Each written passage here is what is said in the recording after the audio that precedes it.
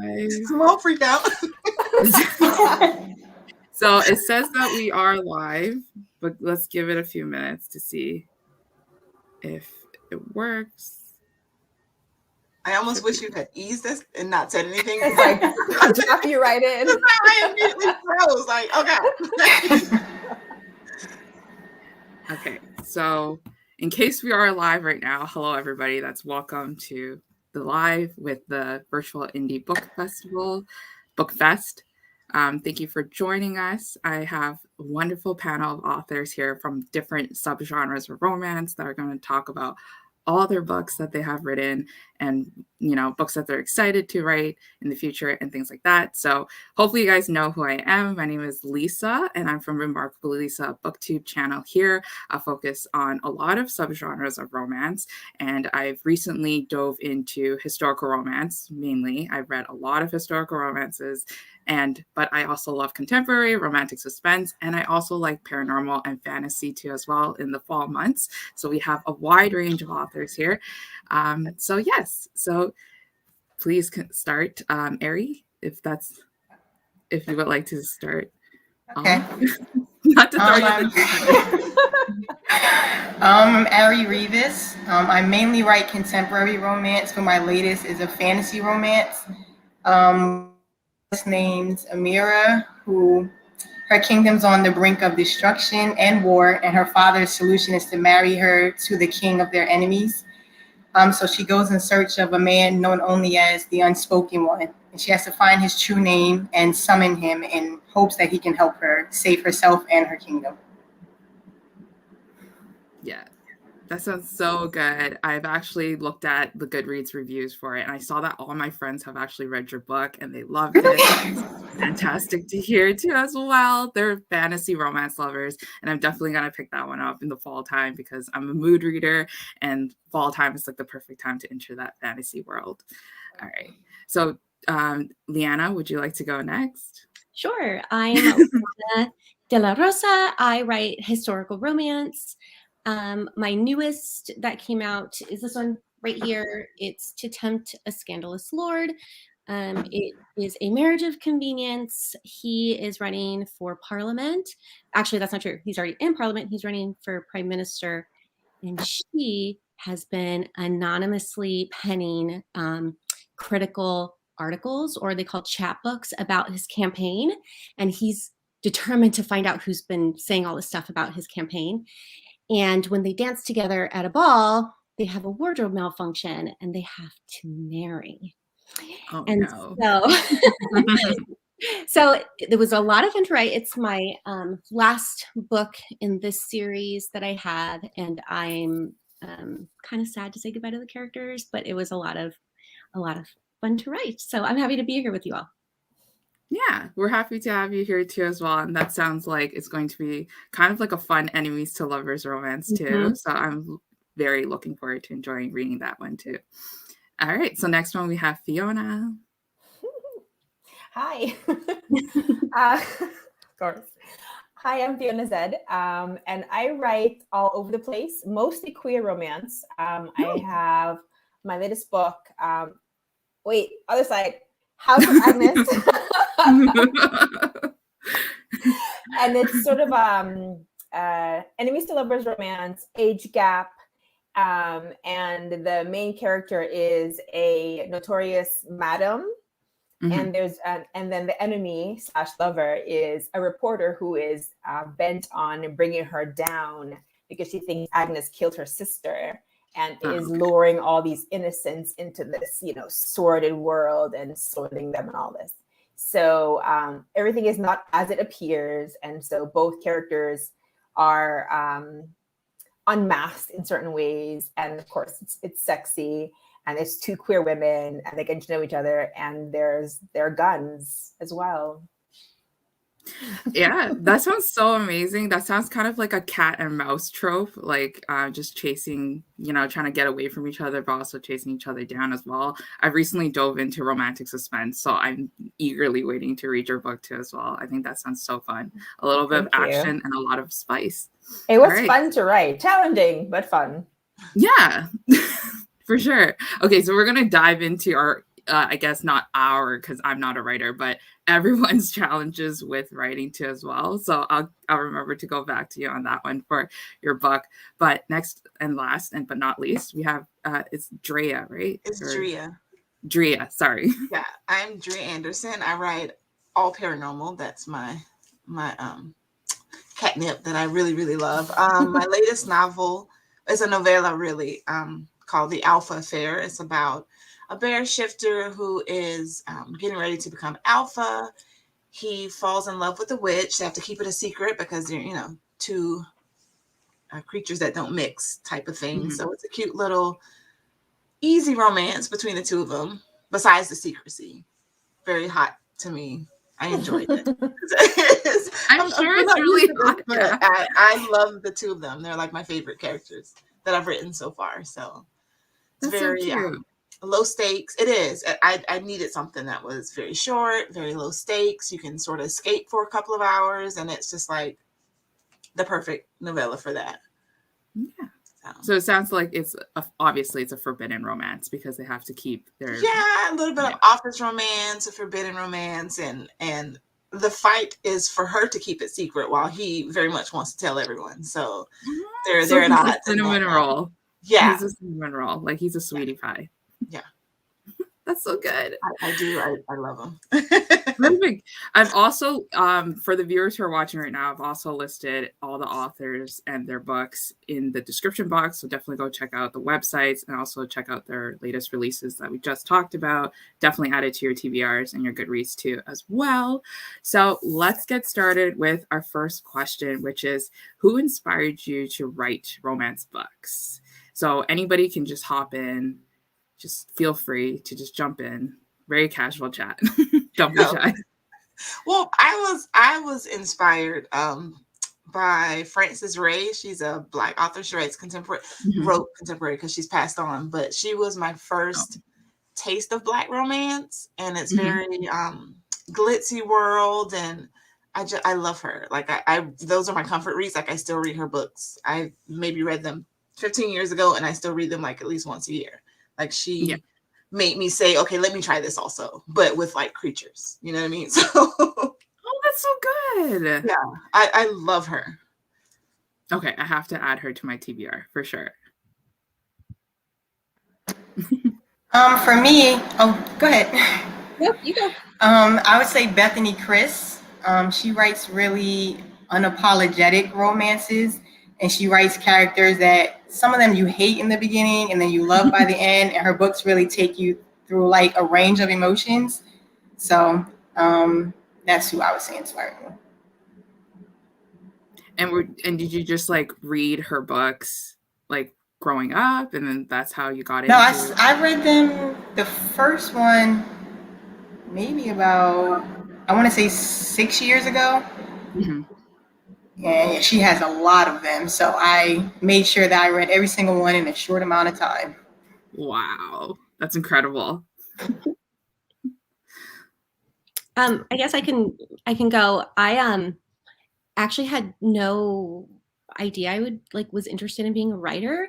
I had just started staying home with my children, and I was kind of struggling to adjust from having like a work schedule and a routine and a life sort of outside of being a mom. And I fell into reading romance novels because I always knew there'd be an HEA at the end, right? Like no matter what happened, they were going to be happy at the end. And I fell into reading historicals. I really like being swept away, and just the different societal norms that just all was very fascinating to me. And I still had not even considered writing until I read Sarah MacLean's No Good Duke Goes Unpunished. Wow. And if you've read it, at the very end, there's this huge reveal for the heroine of the fourth and last book in the series. And it was like a big curveball. And I distinctly remember reading that part, and I think I had like a crying baby on my hip, and getting to that part with like this big curveball, and just it blew my mind. Like I was just, oh my gosh. And my husband came home and he's like, how'd the day go? How are the kids? I'm like, oh, they're fine. Let me tell you about this book. And I like launched into this like description for him about the book and what happened. And he very patiently listened to me talk about it. He had no idea what I was talking about. And it, when we got done, he's like, wow, I haven't seen you this animated and excited about something in a long time. Why haven't you ever decided or tried writing a book? And I remember telling him, oh, I'm not smart enough to write these kind of books. And he gave me that very patient, that look your spouse gives you when you're like being dumb. And he was like, so learn. And that's what kind of jump started it. And so I started figuring out how to write a romance novel. So that's why I'm here today. Nice. I just wrote that book down. Yeah, she writes very delicious. Sarah MacLean writes very delicious historicals. Sarah MacLean is definitely one of those historical romance authors and romance authors in the romance community that is a strong advocate for romance authors. Like, if anybody knew her, if anybody knows her here on Twitter, she is like very strong. She vocalizes a lot of the issues that do happen in the romance community, bringing up all these issues so that readers they know what's happening behind the scenes with publishers too as well. Okay. I have to follow her then. Check her out. Yes, I will for sure. I guess I will go since I'm last. My mom is actually the person that inspired me to write romances. She was reading all the time when I was very, very young. And so I just remember seeing her like curled up by the window or curled up somewhere with this like content look on her face, reading a romance novel. She just looked so happy, right? And I was like, I want to bring that to someone. And then, of course, she got my name from a romance novel. And so she basically cursed/blessed me with this. Like, that's awesome. Yes. Fiona was the villain in the novel, but that's. Wait. She was the bad girl in the romance novel. What inspired it? When is it from a romance novel?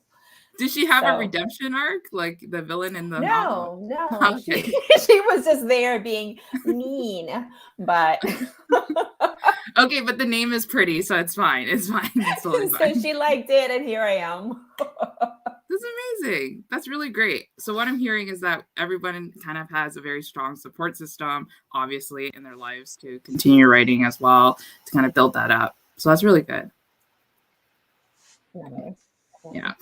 Yeah, I just wanted to, that's like also my side comment is that I feel like with indie romance authors, and correct me if I'm wrong, but like sometimes it's a little bit harder because I feel like you're in it for yourself and that you are holding yourself accountable for the for the work that you're putting out there.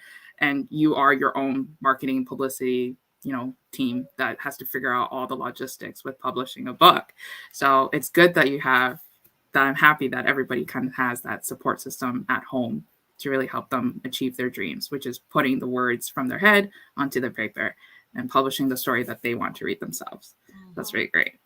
My TED Talk is over for there. Moving on to the next question. Okay, so as an indie romance author, what is your writing schedule like? So do you set your own deadlines? Because I assume that you yourself are holding yourself accountable to meet those deadlines because you set a publication date that your followers and your readers already know. So how's the writing schedule like? Well, I try to set a deadline in my head for when I want each book to come out. And so I have to finish the draft by this date and then the edits and stuff by this date. So I will set that schedule. But then, I have 2 kids. So my writing time consists of when they go to school and then that little, 12 midnight to 3 a.m. type of window. So I write either early in the morning or late at night because I have to work between them and my husband. So that's my schedule. Whenever I can slide it in. And I guess a follow-up question is do you ever feel guilty for not meeting those deadlines too as well? Because... Oh, absolutely. Yeah. Well, you're not going to make any money if you're not writing, right? Yeah. So you want to put out X amount of books every year or X amount of, something so that your readers will stay engaged and you won't lose fans. So it's you punish yourself a little bit when you don't meet those deadlines.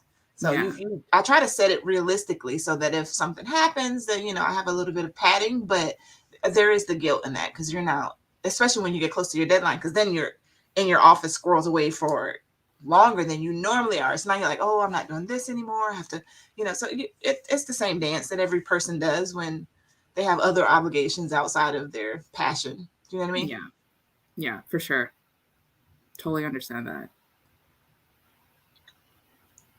I have like a word goal of 1,500 words a day, and then I give myself like 2 days off a week, and I try and get a book done within 3 months. So that's my schedule. How many books do you publish a year then, if that's your very strict schedule? It's been about 4 books a year. Wow, that's impressive. Your followers and your readers are probably really excited and happy. There's a book every quarter. Absolutely. It's amazing. That's awesome. Okay. Dedication is what it is. Yeah, it really is. It's passion, it's dedication. It's I think I would panic if I had a word count. I would just freeze. So that's absolute dedication. I have right now, I think I have 10 books that are already written. So I have that takes the pressure off because I know I already have those ready to go to be edited. Oh, that is awesome then. Nice. Yeah. Wow. I'm gonna need to go to the Ari boot camp then. Sign up for free. It's just it's just like a group chat afterwards where we just motivate each other to keep writing. Like, how do I keep going? Yeah, that's amazing. I need those reminders. Have you written words? Have you written words? That would be awesome. My schedule is. Go ahead. Oh. My schedule, I try to be very deliberate and 9 to 5 or something like that. Our schedule here is wake up at 7:45. I am writing or working by 10, and then lunchtime here is around 2. So I stop at 1:30 to make lunch, and then we are back at work by 4. My partner works from home too, and so from 4 to 8, more work. But it's usually hot here. And so I take my shower last thing at night before I go to bed. And so I always get an idea in the shower. And so I get out of the shower, run to my computer, and then jot down the idea. And sometimes it's, 5 minutes, and sometimes it's much longer. So, and then sometimes I'm just I want to go by the pool and write by the pool when I have access to a pool, which is not all the time. And so it's supposed to be really rigid and structured. And then when I'm working on a project hardcore, I do 1,000 words a day with 2 days off. And then if I do more, I'm happy, but I try not to do less. Yeah. And that's my schedule. It sounds like it's very it's flexible, and it also comes when you're feeling that creativity kind of brewing, and then you just have to write it down as soon as possible. Yeah, otherwise I'll forget every single thing. Yeah. Yeah, I can understand that too as well. All right. I am a hybrid author, so I have a traditional contract, and then I'm writing novellas that I'm trying to self-publish. I went out. So my schedule usually, I also have young children, so I usually do my busy work during the day when they're at school, because as authors, we have to do social media and our newsletter and all that other. I personally do not enjoy that work at all. But so I feel like if I do it during the day when the kids are done, it's I'm cranking out. I have a timer, right? I'm I have only this much time before they come home. So let me do that sort of work during that time. And then once they're in bed at night is when I'm most creative. So I write, I get most of my words done at that time. And I'm I have a small writing group I'm a part of, and we'll run sprints. And I've written whole books out of 15, 20-minute sprints. So I want to say I try to do 1,500 to 2,000 words a day. That doesn't always work out like that. Sometimes it's 500, sometimes it's less. So my indie work is obviously, I try to work on that in between my traditional work. I will say I really enjoy writing my indie projects more, maybe because it's all for me, right? Like I'm Right. obviously going to share it with readers, but they're like passion projects. Like I just love that part of it. I can play with whatever tropes I want. I can do whatever I want with the story, where with traditional, everything's like approved beforehand. So I actually had to stop working on one of my indie projects a couple months ago to focus on a trad project, which is fine. I love that trad project. I'm very excited about it. But I keep thinking about that indie project, and I can't work on 2 projects at the same time. I don't know how you all are. I cannot do that. I have to work. That's what I do. That's the only way I can work. Yeah, I have to do one project at a time. So I keep thinking about that indie project. I'm like, I just need to finish this, and then I can indulge. That's my reward for myself, is to do that. Yeah. That makes a lot of sense. And I think that spins off to another question that I didn't include in the list because I'm just a little bit curious now. Everybody don't freak out. But is there a reason why everybody pursued indie romance, like indie published, versus going to a professional publisher? I'm sure everybody has their own reasons, but what was like kind of like the main driver for everyone to just try to do it themselves, I guess? I'm a control freak. I like my little life as ordered as I can make it in my specification, because I have anxiety. So I don't like things that make me anxious, and querying is an anxious sport. So I'm just going to go ahead and put that to the side to save on some of that anxiety, So it was the only way that I can control what I write, when I write it. I'm not beholden to anyone. So it aligned with my with my anxiety and my personal interest. So that's why I got into it. Okay. That totally makes sense and it's totally fair. I've heard about query letters through like Book Talk, and like it sounds like a nightmare sometimes just to like write a page. That's like asking me to tell, like, I can't even tell you what my book is. I can't do elevator pitches, right? I completely freeze up and I panic, and a query letter is a long elevator pitch. You have to sound earnest, and I'm just like, I don't know what it's about. Yes, I've spent 8 months writing this, but no, I don't know what it's about. I'm sorry. Fair enough. It's very anxiety ridden for me, anyways. I would say control as well. My first book, it had a character who dealt with like mental illness and trauma, and I was fearful if someone else got control of it, they would like water it down a lot. So I decided to go the indie route. Yeah. I think that was what I was also wondering. Like, I guess everybody here wants to work on a project that they can control themselves and know that once it gets published, it's their true story that they always wanted to publish, and without, different voices kind of changing the story into something that it wasn't originally. So I guess that's what I was trying to see if like everybody was scared of. I mean, I've had situations with books. So I've been traditionally published. And so I've had situations with books where my view of the book didn't match up with what they wanted me to change. And I'll be really honest, I was very close to the end and was like, okay. I kind of checked out. I was like, okay, I'll give you, because this is my contract, right? So I have to do this. So I'm going to do it for you, and I'm going to turn it in and whatever, which then makes the side projects I do more fulfilling for me. Yeah.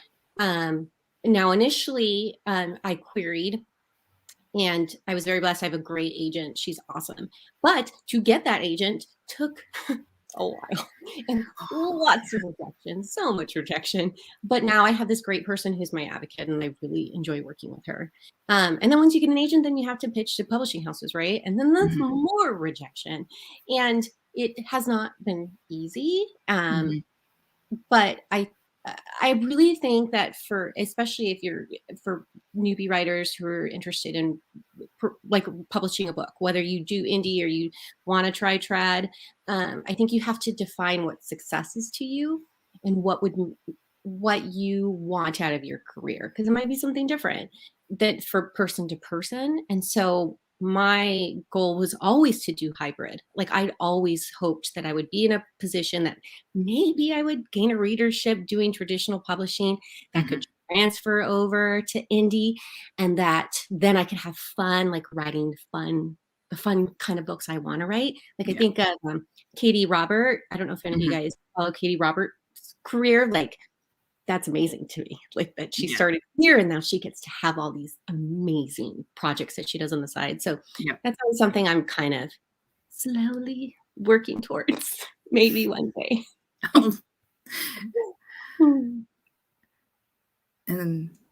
And let's see. I guess I'll jump in. I started off traditionally published, and I was doing like one book a year, and pretty much like certain themes and certain ideas. And so I would pitch something, and they would say, "Well, how about this instead of that?" In terms of like writing to the market or writing to the audience that I was trying to cultivate or that I already had. So I remain grateful for my indie and my traditional career, because it's great to do both. Like you can do something that, maybe the audience is there and they're just waiting. And then you can be experimental with your indie work, which I love to do. Like I publish when I want to with my indie work. I don't have to wait like a year for the book to pop out. And then if I want to explore some really like unusual kink or character or perspective, then I can do that with my indie work. And I like that flexibility a lot. And that's basically why I'm doing it. I do have done traditional with Harlequin for my straight books. And then I work with a couple of small queer publishers for my queer books. And then I do both queer and straight writing indie. And I love that flexibility. That sounds great. And I think I almost lost my train of thought. Let me try to think. Readers, let's go with this train of thought. So I think that like as indie romance readers, like myself and everybody who's watching right now, we all lean towards indie romance a lot of the times because we want to explore those areas, like those topics, those themes, those storylines, those characters, like the representation, everything that traditional publishers might not necessarily pick up. Because I would like to say like maybe traditional publishers play it on the safer side most of the time so that they can open up to a wider audience, making sure that, Joe from down the street and Sarah from the other side can read the same book and enjoy it. But like romance readers and indie romance readers, we like anything and everything on different spectrum, like the whole spectrum. So it's like a little bit of everything for everyone for indie romance. So thank you for writing indie romance. I was told by an editor at a big house one time that when they're looking at new projects, they think, what would sell at a Walmart in the Midwest? And I was like, well, okay. It was very like, I get it, like from the business side, but the other side was like, wow, that's really depressing. So yeah. I've heard conversations about even book covers, how readers, like I'm fine with like whatever cover I'm getting, but I've heard that publishers tend to lean towards covers that don't even have models on it anymore, like just a straight up picture of a beach and a chair, to keep it clean. But like inside the book, it's not clean. It's everything a romance novel is, but they just market it that way. Chesty guys on the covers. Yeah, like we've switched from chiseled abs to illustrated covers very quickly recently. I miss those covers, those 80s covers with the swooning women. Those are the best. The clinch covers. Yeah, I love those. Like, hello, that's what I'm reading.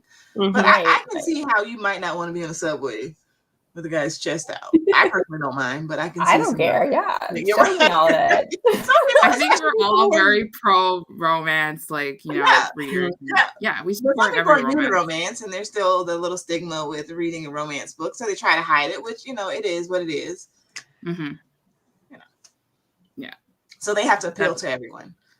Yeah, I know. They have to kind of like cover everyone, and everyone includes the people who are a little bit more shy on the side, which is totally fine too. Or modest. I mean, some people just could be modest, which is I tend to slay on the prudish side sometimes. But you never know. A little bit for everybody. I do like a good chesty guy though, so.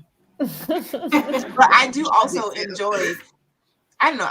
I like a really pretty, like eye-catching cover. So it goes either way for me. I don't half the time I don't care about the cover, but I understand the sentiment. Yeah. I guess I don't know why I keep spinning off with different questions. I'm so sorry. But like, how does everybody choose their covers? Like, do you guys have illustrators or cover artists that you work with that you trust, and how did you find like the cover artists? Because I think it's really hard. I don't know. I've never written a book before, but I make my own covers because it's hard to find. Again, there's just a control freak aspect of myself. Yeah, I just like what I like, so I like to make sure that on my cover is what I like. So, but I'm starting to look for, because I'm getting very limited in what I can and can't do. You know, skills can only go so far when you're having to do everything yourself. So, I'm getting to that point where I'm going to look to see if, let me find somebody else for a few of these covers. So, but I enjoy doing the process of doing it myself. Very true. Yeah, I have someone that I work with or have worked with for a long time. And so I like to establish a relationship with a cover editor, because I don't know what I'm doing when it comes to covers. And sometimes I have an idea that, oh, this will be so cool. And then when someone shows me a mock-up, it just looks really dreadful.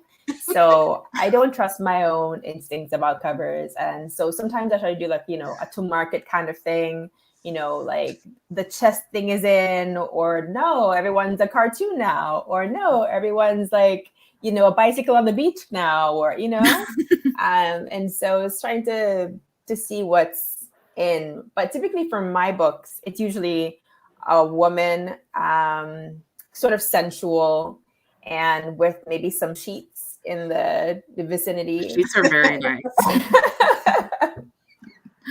But I never do it myself. I have no idea what I'm doing. I'm just like, please make this. This is my idea. If you have a better idea, awesome. But if not, just make this look cute. And that's what happens. I make my own, and then I usually show them to my husband. So he's got to see some shirtless guys. And then the girls, I'm like, is she pretty? He's like, is this a trick question? And I'm like, no, tell me if it looks nice. So you set them up. I'm like, how old do you think she looks? Loses both ways. Yeah. He loses both ways. If he says she's pretty, then you hate him. But then if he says that she's not pretty, then you hate the cover. So like how pretty. Funny. So far with all my historicals, I've had clinch covers, which I think I personally feel like that's historical, right? When you have that. So when I did, when I actually got to choose like my own cover for my novella, I went with a cover designer who was already prevalent, like within indie historical authors. That they like, I could seen tons of her covers, so I knew that she was really good. And she had actually done a few of mine through my publisher. So when I came to her and was like, I have the project, I kind of wanted to keep like the same sort of branding so people would know. And she was so easy to work with. And I loved that cover so much. So I've been very blessed. I have heard, I don't know if this is going to change, but I heard for my next book coming out that it might be illustrated. And I'm kind of excited about it to do something different. But I'm like, oh, but I really love that clinch cover of like historical romance. But again, that's going to be out of my hands. So, but the ones in my hands, all swoony. They better be like embracing all that good stuff. This was great. I mean, it's nice to switch it up, right? Just to test out different designs and see how readers get into it. I know that everybody's switching to the illustrative covers nowadays, just for their own personal preferences. Okay, so moving back to the questions. So going back to the question, what is your book? What is a book that you would recommend to a new reader that you've written? Yeah, if it's a new reader, and then what's the one book that you would recommend them to try out? Well, I put it's hard, actually. I was thinking through it because most of my books are a part of a series. So if you recommend, you go, oh, well, you start with this one. But it just depends on the person, what kind of, if they are into romance already, then I'll say, oh yeah, read The Alpha's Affair. It's very hot, it's steamy. You'll love it. If they are sort of dipping their toe into romance, I'll go, oh, well, you read the Destiny series. It's very, it's still hot. It still has those aspects of romance, but it's more fantasy driven, and you don't have to, you're not submersed into the smut that we can get into in romance. So it's just a little like toe dip into romance, and the apples of fairies be going on. Ease them in. Yeah. So that just depends on what don't like go like yeah. Like, dive right into it. Yeah, right. Fair enough. Anyone else who wants to go next? For fantasy, it's always like this. The curse of Zoom calls and everything. Everybody just keeps going at the same time. It's totally fine though. For fantasy, Unspoken, because it has magic, and the unspoken one who's you have to summon him for him to appear, and of course the romance and smut. And then if it's contemporary, my first book, Be My Light, because I feel that book takes you through the most emotions, and it's like a real coming of age journey where the character is discovering who she is and like how much strength she has in her. So yeah. So it's like an emotional one. Yeah, she's a little bit more depth and like something to hold on to. Been through a lot, and she's trying to figure out how to overcome it. So yeah, that sounds good. I love it. You write like two different genres, and like they both sound amazing.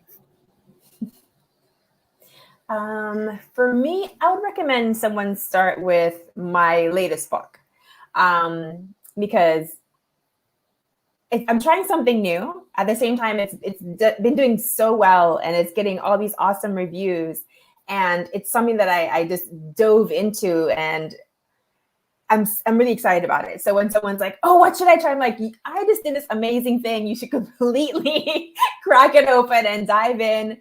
And it's got the typical things that people usually read my books for. It's sensual. It's got women falling in love, but the different part is it's got some gunplay. It's got some like mystery to be solved. It's got like it's thrilling in a way that's before I would do a lot of domestic sort of setup, trouble in paradise, a couple on the brink of breaking up or whatever. So I love to just skate all around romance and all different subgenres. And so this is definitely an introduction to how much I love romance, but I go in every single corner. I have a vampire series. I have a historical book that's set in like, in the Tanganyika region back in like the 1500s. I have contemporary romance. I have a series that's about a sort of Sex in the City in Miami with queer women. So all over the place. So if someone wants to try my work, they got to dive in immediately and know that I go everywhere. And the commonality is like queer Black women. There's something for everyone in your backlist for sure. Absolutely. That's great. I think I would recommend someone start with my little holiday novella. It's short, and it was my first indie project. And when I was writing it, I just wanted to write something really soft and really romantic. It's an older married couple in their late 40s who spent the majority of their marriage apart. And now he's a retired sea captain, and so he's now home, and surprise, they have to like learn to live with each other after all this time away. And I remember distinctly writing it being like, plot? What plot? This is just about two people falling in love for the first time, even though they've been married for so long. Yeah. And I remember before I hit, before it published, being terrified. No one would want to read it because it was just kind of like really, like I said, really soft. Because 2020 was really hard. And so I wanted to just write, I just wanted to write something really soft to end the year with. And I was really surprised by the amount of love it got, because I think we just all wanted something sweet. Yeah. Comforting, so, for sure. I think it's, I wouldn't say it's indicative of my writing. I tend to make things very hard on myself and write complicated plots with like a lot of historical politics in it. And I never set out to do that, and I always do it. Like even in my book I'm writing right now, here I am looking up laws in Victorian England. Oh my gosh. So this book, this little novella has none of that. It's just very, just like It's I said, light. I don't know what to describe it other than soft. So that's like a great way. Like if you can enjoy this, maybe you can like my other more complicated stuff. It's for sure a comfort read, and that's literally what everybody's gravitating towards too, even with rereads of our favorite like fantasy, paranormal, romance, historical romance novels this year. Like just revisiting those familiar plot lines and characters. Like why not? And the sweet stories. It's bleak out there sometimes when you look outside your window. It's bad. All right. So what is your favorite book that you've written? It's hard to pick a favorite. Hellbound. The book Hellbound. It's a paranormal, of course. The reason I love it so much is the main character, Asa, is she's near 40, and you know you always have those fantasy books where you're 15 and you all of a sudden discover you have this power, and here she is at 38, like wow, this world has unlocked for me and my power has unlocked, and I love that for her. And I love Xavier because he's just really, I have this thing with Grumpy Sunshine. That's just my favorite. And so Xavier is just this really, really grumpy guy, and Asa is really not going to put up with it. And I love them. I love them together. I love that it's very adventurous. It's not, you know, you don't get, I don't know. I just love that. I love it because I'm 30. Oh no, I'm not. I'm 41, y'all. Oh my God. Anyways, in my head, when I wrote it, I just imagined one day waking up in your droll life and like having these powers, or having a goddess for a mother, or God for a father. Like that was so amazing to me. And so I read her story and I love that. It at my point in life, like, wow, that would be so cool. Because you only get, 18, 19-year-olds who get to have these grand adventures. Like, why wouldn't we want an adventure also? So that's why I really love that book. I feel the same way. Like, I don't read that many fantasy novels because I'm a late bloomer with fantasy novels, but I watch a lot of fantasy movie TV shows, like movies and TV shows, specifically for the same reason as what you just said. Like, my life is boring. I want to wake up one day with superpowers. That's literally my dream. And I just want, like, hello, who would turn down like a demigod or a god coming down the street and go like, I'll protect you. And then I'll be like, okay, protect me. Like, and that's what I'm saying. And Xavier is all that. Like, okay, I have to read that book because as soon as you said Grumpy Sunshine, I was like, let me take notes. I love grumpy men. Like, it's just my catnip. Like, I'll read, if you say he's grumpy and he's only not grumpy with her, I'm in. Like, you don't have to tell me what it's about. The grumpy has to be like nice grumpy. Like, they're grumpy, but they'll do things for you. Like, that's my favorite too. Yeah. I love it. I love it so much. Okay, so Unspoken for me, because I got to build a whole world, and like she was a witch, so she has powers, and I loved writing how fiercely she loves her kingdom and would do anything to see it be better than what it is under her father. But most of all, I loved writing the villain in this book, because with the fantasy you got to, like, he has swords, he's a killer. I loved writing him, and I love when I get messages from people like just hating him. I love it so much. So you love how you've created that emotion in your readers. That he is horrible. Yeah. And I love him so much for it because I did it. Yeah. No, I totally understand. I think that's like one of my ratings for like reviewing books. Like, if I can get an emotion out of your characters, then everybody gets a 1-star up on the rating that I've already originally set out, because just to feel something against a character, very important to us. A good heel is important. I love someone to hate. Those are fun. It's like, ooh, plot twist. You end up falling in love with the villain instead, and you're just like, oh, what do I do now? I've had people message me like, I hope he gets a book. Like, no. He's not getting anything. He's done here. He needs a redemption arc. That means you wrote It's very true. A redemption arc is really good. I think people will be excited. He's too far gone for that. No. That means you wrote someone compelling if they want a redemption arc.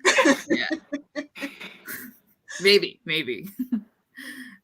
Some people just like bad guys too, so. Yes, bad guys. So true.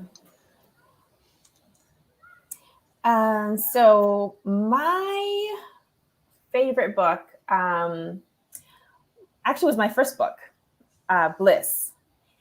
And it was my first full-length project that I actually finished. Mm-hmm. And for me, that was huge. Like I had written a few short stories here and there, and then I finally finished one and published one maybe like a year or something before. But that was my first baby. It was like 80,000+ words, and it was, it was relatively easy once I got through a couple of steps to finally get it done. But it proved to me that I could actually finish a project and that I could publish and maintain this rhythm. So it was great for me for finding an audience, but it's also good for me as a writer to prove to myself I could do it and then keep on doing it. So Bliss functioned in so many wonderful ways in my life. I love that book. Loved writing it. It's semi-autobiographical. It's about a woman in Jamaica, blah, blah. But it was just, it helped me become a better writer and become a writer. So that book is just awesome. Yeah. I never written a book before, but I would assume that your first book that you've ever published holds a special place in your heart because it's the one that kind of proved that you can do something if you put your mind to it. Absolutely. And then to see those initial reviews, those initial amazing reviews of the 5 stars, all coming in, loving it. And then you kind of going like, I can do this more. I can keep going, having that encouragement. Yes. Yes. So I think I'm cheating when I say this, but I don't really have a favorite amongst my published books. But I do have a favorite, and it's not published. It did not get picked up by a publisher. Okay. So it's indie? I don't know what I'm going to do with it yet. No. Okay. I'm thinking maybe I will indie publish it. Okay. But it needs a beta reader or a sensitivity reader. But I wrote a Victorian romance series set in the Himalayas, and they're all mountain climbers. Wow. And I loved writing that book. I loved everything about writing it. And it started with me just randomly. I don't know if this happens to you all, but where you randomly find something interesting. And so you fall down research holes. And then in my case, 3 weeks later, I'd been watching all these documentaries and reading books about mountain climbers and people trying to climb Everest and all these other things. And it was my dad who was like, why are you doing all this research? Are you writing a book about it? And I was like, oh, I should write a book about it. So I pitched it to my agent. I came up I'm not joking. I came up in a day with a whole series proposal. Wow. These characters felt alive to me. I was so excited. She was so excited. I wrote this fantastic book. I think it's fantastic, at least. And then it never sold. It got great reviews from editors, but then no one picked it up. So I still love it though, a whole lot. Thinking about it and thinking about not writing those other characters' books, makes me sad. I have to give them their story. So I think I probably will indie publish it at some point because it deserves to be read by everyone. I feel like once I'm not an author, once again, I have to keep reinstating this, but I feel like once you finish a project, I feel like it deserves to see the day, the sun. It deserves. And I haven't touched this book in 2 years. And when I still think about it, it still fills me with warm fuzzies. So I can't help but feel it's, even if no one else reads it, I have to at least share it, right? Of course, if it fills that need.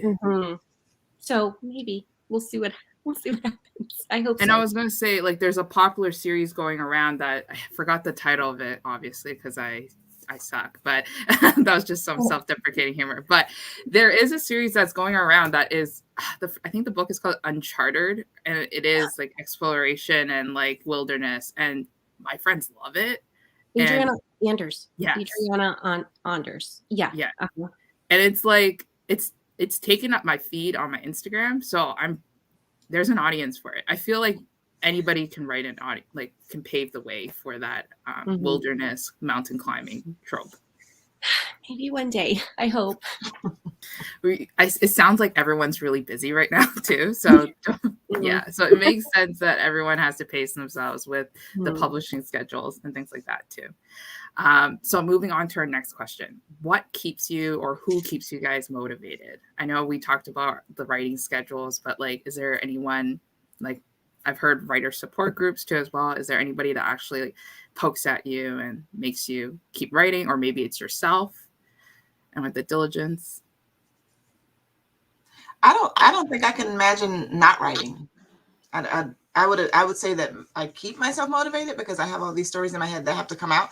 I write for myself specifically, so I guess when I get tired of reading my book, I'll write another one. That's just usually how it ends up being. I can't imagine not doing it. There's always voices. There's always stories. There's always, I mean, I can't hear a regular conversation and not spin it off into a book. So I can't not write.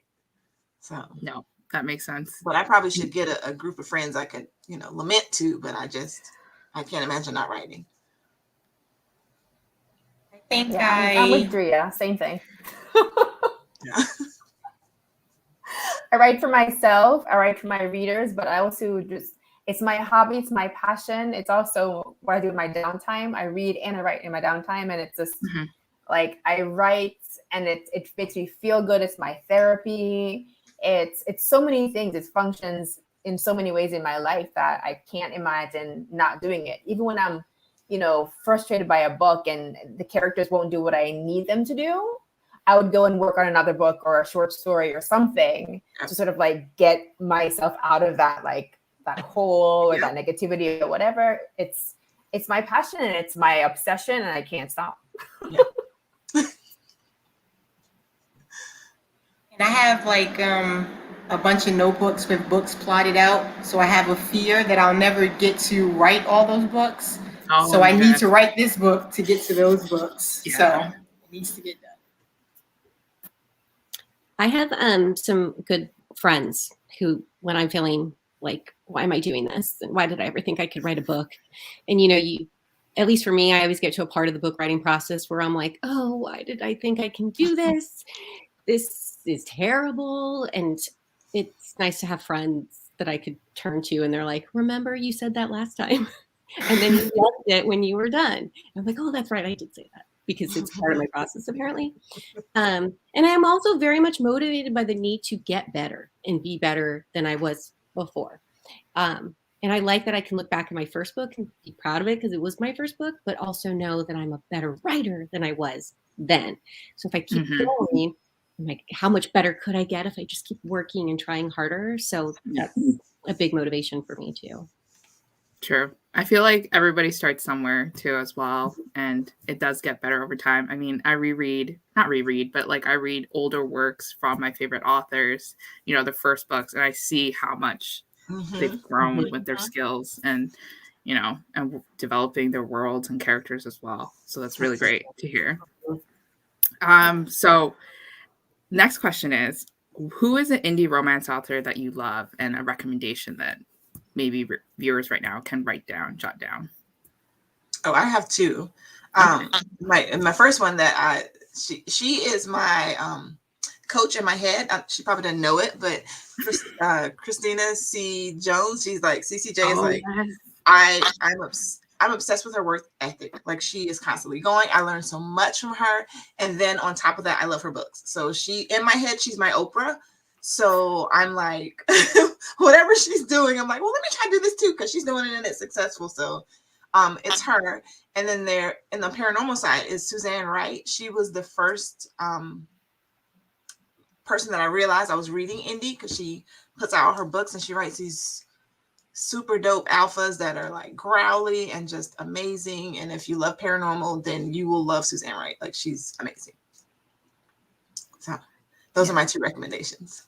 Thank you. They sound amazing too as well. We got like a mix of contemporary and also paranormal. Yeah. Well, CCJ writes only contemporary, and she writes these really like black ass stories, like just amazing. Like you see them and you see a cousin, and it's just, they're so good. Like I love them. I've heard so much about her, and I have to read her like right away. So and she's hilarious. Her books are hilarious, like laugh out loud hilarious. There was a book where my kids were looking at me like, "What are you?" I mean, I was howling. What are you reading? Yeah, I Think I Might Love You, I think is what it's called, and it was so like I was screaming. Like I even wrote her on Twitter like, "This is the funniest thing I've ever read." Like it was so good. On top, of the romance, was hilarious. So I love the way she writes. What's her name again? CC? Christina C. Jones. Christina C. Jones. I'm writing this down too. We're all getting book recommendations here. not just the viewers, just all of us too as well. Yeah, I love her books. Perfect. I'll jump in and say I love Delaney Diamond. Like her work ethic. Yes. Her work ethic is like I look at her website, I look at her Twitter feed, and I'm like, where do you find the time? Where, how, what's going on? Are you supernatural? Is that what's happening here? She's amazing. And I love her. I can't just pick one. I love her Royal Bride series. Mm-hmm. Even though it's a couple of years old now. And I'm really waiting for her last, it's like, what is it? Guys with Guns. I can't remember the name of it, but there's a guy with a hot chess situation happening, and there's gunplay going on, and I'm waiting for that. But right now I'm just like, the Royal Bride series is like my favorite. But yeah, her work ethic is incredible, and her books are always so tight and so well done. I'm like, what? Have you sold your soul to heaven? What's going on? She's amazing. She's hybrid too, though. Yes, she does traditional and indie. I can't remember for sure. I know Sharon C. Cooper is hybrid, and I also think she's freaking awesome. Her suspenses are good. Yes, yes. Atlanta's Finest series, I think, is like. But yeah, Sharon and Delaney both are just like, they're amazing. It's a lot of work. I'll recommend Bethany Chris. She writes mafia romantic suspense. Ooh. And her book Always is my favorite of hers. Don't read it in public because you will be crying at the end. Oh no. It ends on a cliffhanger, and yeah, I was like crying so bad. My daughter was like, "Are you okay?" No, I was like, yeah, it's the book. It's really, really, all her books are great, but that was my favorite. Oh, I have to read it. Mafia romances have recently, I don't know if it's recently, but I've seen it on BookTube a lot. Like a lot of people are really intrigued by mafia romances now. I think it's the new theme, so we got to add it to our TBRs. I love hers because you can tell she does a lot of research to get things accurate in her books. Okay. So I like that a lot. Yeah. That's so important too, with like, writing something that you're unfamiliar with and making sure that you get it correct, or as correct as it could be. Mm-hmm. If I were, let's see, there's a lot of historical indie authors that I love. Like Courtney Milan off the top of my head was one of my gateway authors. But I really admire Eve Pendle. She is a British historical romance author, and her Fallen series is just so good. She's very witty and dry, like that Brit humor, and her heroines can be labeled as like unlikable, which we all know is like unfair, but I like them. I like that they're a little prickly and, tend to be really stubborn and whatever. So I think she's a fantastic writer. And if we're talking about hybrid writers, I admire, or I aspire to, is probably the biggest one would be Grace Burrows. I don't know if any of you know. Oh, yes. Okay. So Grace is, she's just. She wrote so many. So many. So she's traditionally published with, she's been with like Source Books. I think she's with Forever right now. But then she has this like unbelievable backlist of like indie books that she has published, and they are so good. So good. She sells them off her website. Like she's goals. And like you open a book and I could close, like if I didn't know who had written it, you'd start reading, I'd be like, this is a Grace Burroughs book. Like I would just know, because she has like that voice, right? That's like very recognizable. She's just really good at what she does, and I admire her a lot. Yeah. I've had opportunities to review Grace's books as well, and I didn't realize how big of a backlist she had until I went to my library and I saw like 64 books available, 29 audiobooks. I was like, oh my God, I will not be able to finish all her backlist of books in a year, but damn, like I was like, damn, this and a lot of them are like interconnected. So like a character from book 2 might appear in book 35, and it's kind of bonkers how she keeps it all together. Wow, the plotting process must be pretty hard when you have to make sure that all the characters stay in line and they are what they are in book 2, and they show up in book 7 too as well. Like the same person. You can't just put the same name and different personalities. It doesn't make sense anymore. Exactly. So our next question is, what are your current works in progress? Like your little projects that the projects that you're working on, the ones that you're really excited to finish, to get out there.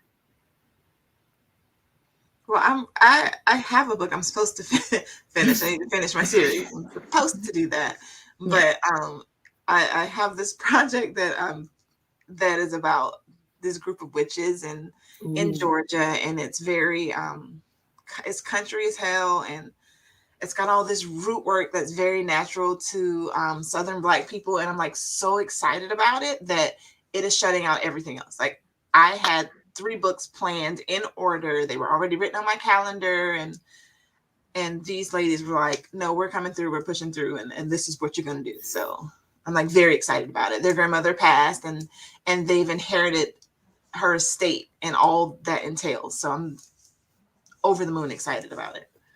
So that's what I'm currently working on. Yeah. At least you're still writing. Like imagine, like, you know, it's bad when you kind of just stop writing altogether. At least like it's like reading. I guess I can relate to like reading a book. If I'm in a book slump and I'm in the middle of 5, at least I started 5 instead of just stopping reading altogether. So right, you know, yeah. That well, I have this little. I call it grazing. Is what I do. I have all these whips that I have written out, and they're plotted, and then I sort of graze on them until someone's voice is louder than the other. And it just so happened that Nicole's voice is super loud, and so she would like to be heard, and she wants her story down ASAPually. So that's what we're gonna do. Amazing. So yeah. I'm working on the sequel to Unspoken. With the villain? No, I'm joking.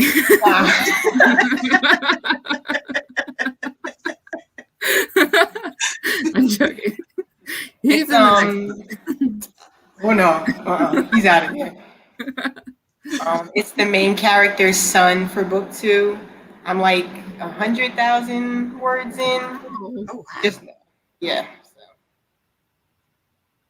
And yeah. Is it almost done, or is it like in the No, it's way too many words right now. I don't know what's going on. Like my editor was like, how many? I'm not even to like the juicy part yet. She's like, I don't know what's going on. I'm like, me neither. I'm just writing. You're just having a fun time, letting everyone have their moments on their pages.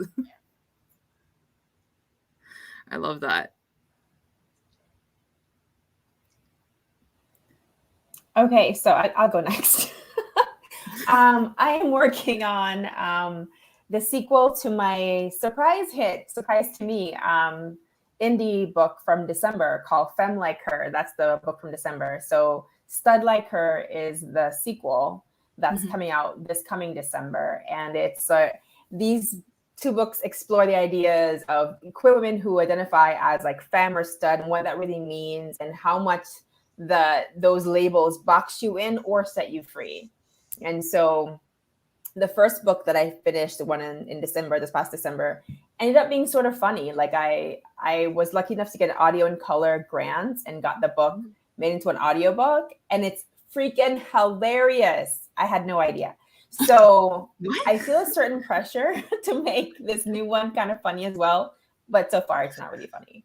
So yeah, I'm working on Stud Like Her, and that should be out in December. And I'm also working on, for my straight writing name, I'm working on a royal series as well.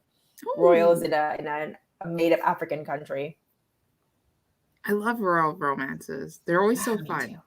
too. I'm working on the first book in my new series with Berkeley.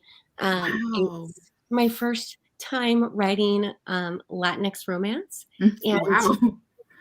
I'm so excited. I've been kind of hoping to get to a point where I could write it, and I am.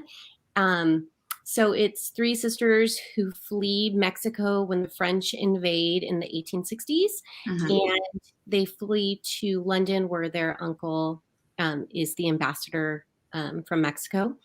And they're there. They're supposed to be behaving and being real quiet and respectful, and they're not. And they let loose now that their parents aren't there. Yeah. And anyways, that's the premise of the series. And I'm working on that first book, and I'm really enjoying it. It's just really fun to like take parts of history that not,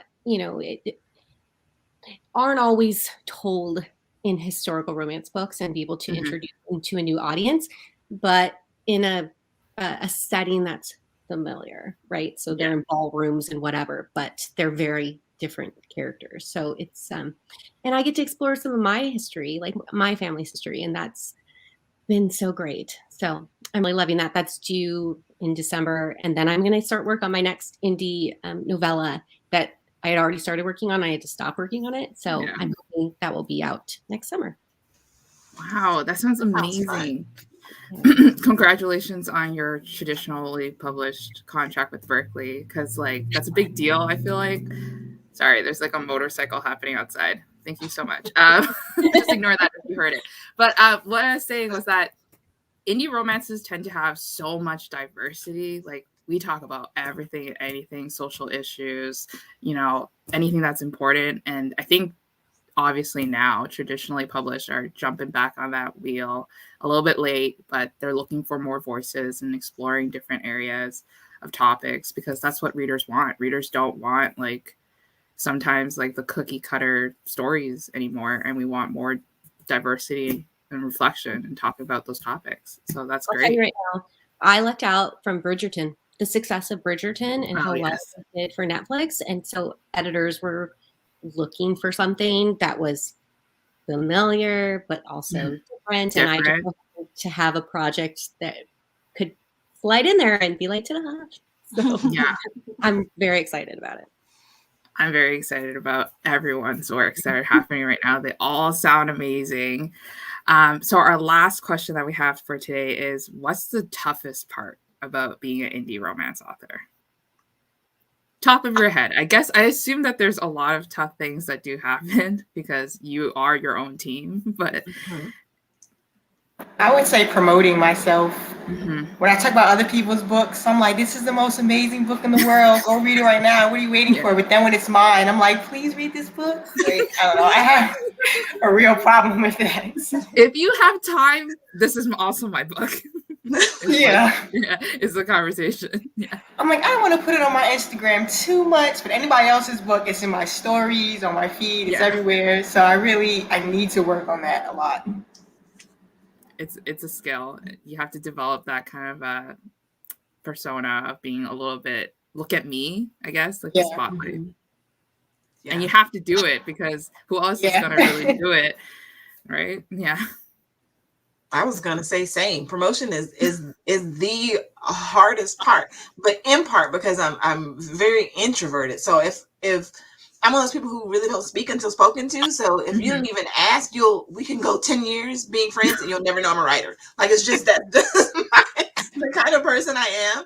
So it's really hard for me to go, oh yeah, by the way, I wrote this thing that you seem to have an interest in. So It's need kind to of like get a better humble about brag. Like, it. oh, by It the is. way, It is I'm a so successful hard. author. Look at all Yeah. these books that I Yeah, wrote. I'll tell you about my kids' clothes and what color they like and all this foolishness, and you'll never know I was a writer. Like we could be right next to each other. So I have to get better about that.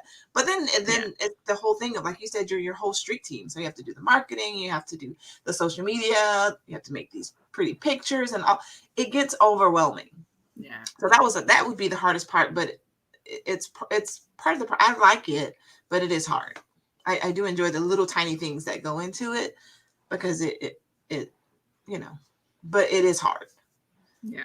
It's just so much of it. Yeah. Yeah, it's never ending work. That's for Yeah. sure. Yeah, for me, the hardest part is actually sticking to my own deadlines.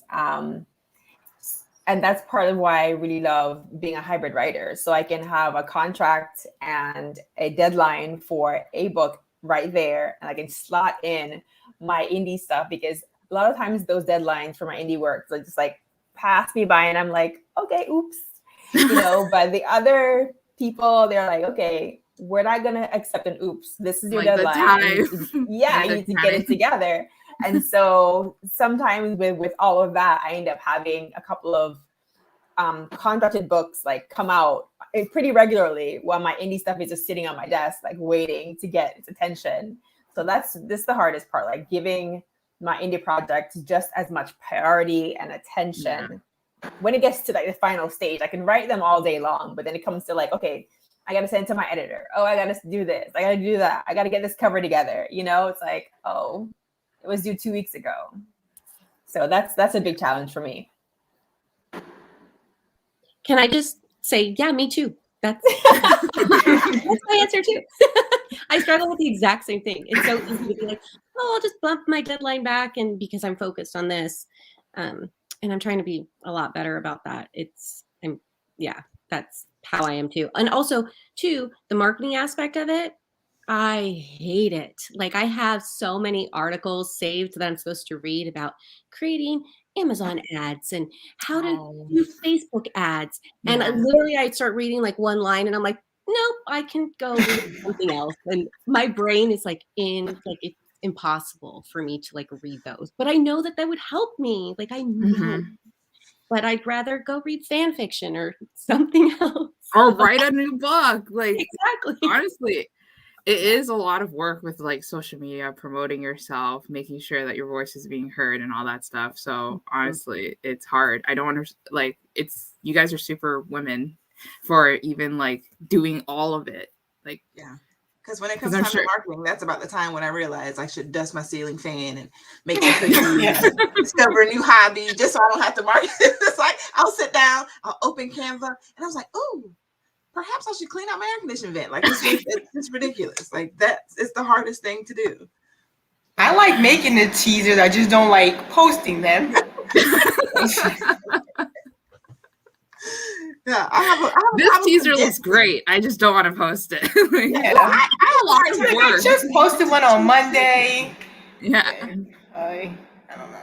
It takes a Buffer. I use Buffer, and they're really good about you get to schedule out your stuff. So I do it all on Sunday, and then I can forget it happened, so I won't be embarrassed like as it's happening. So on Sunday, I set all my social media to post, and then it'll just leave my mind. And then I'll get on, and someone have retweeted. I'm like, oh my god, I forgot I posted that. So it saves that little bit, that tinge of embarrassment of self promotion by just setting it all up at one day. But like I said, I have a problem condensing to tiny words. So then I just sit and stare at Canva as I try to figure out an elevator pitch to put on that flyer. You know what I mean? So yeah, that's the hard part for me. I do a lot of social media, obviously, but like I get bored so much with scheduling things because I'm just like, it's very like you just got to keep posting, keep writing the caption, next one, and the next one, next one. So I totally understand you wanting to go dust your ceiling fan halfway through because it's just so like boring. And then same with like reading Amazon, how to promote on Amazon with those ads. I read one sentence and I just fall asleep. I'm like, I can't do it. My brain moves out of that so fast. Like, no, there's so many other things I could be reading that are fun. Take a nap, like just take a nap whenever like I'm a very serious businesswoman. Just take the nap. Yeah. I'm writing down buffer because I need to get better at that scheduling. Buffer, I'm teasers and all telling that you, stuff it'll save your life. I do it every Sunday faithfully. I sit down and I force myself to do my 5 days worth of social media. And then once I post them and I forget them, and then I won't get that sort of squeamishness that I get about self-promoting because it's gone. It's in the ether. It's done. Like one time I was in the hospital and I was still posting, so my family didn't even know. So it's the best because I went to Georgia to visit my family, and you can't work while you're on vacation, but that stuff was still going. So it's a lifesaver. Nice. Yeah, it's a lifesaver. It'll change your life. This is like such a random spin-off, but like, has anybody, I know Book Talk. I don't know if you guys know Book Talk, like TikTok, and then it's a new book community.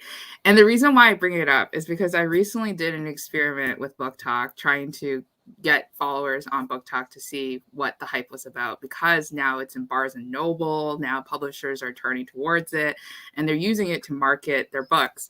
And indie romance authors are having great success with it. So I wanted to see if like anybody has heard of it. And I guess I would encourage, I know it sucks like that you have to learn a whole new social media platform and having to like think about like creating a video and things like that. But I guess like Book Talk is important for indie romance authors because I've seen my friends themselves grow big with their readers and having their books go viral and spinning off, and you just meet so many more indie romance authors too as well. So I don't know, like keep it in mind, but also it's anxiety, it's a lot of work, so I totally understand. I'm trying to get some too. Why not?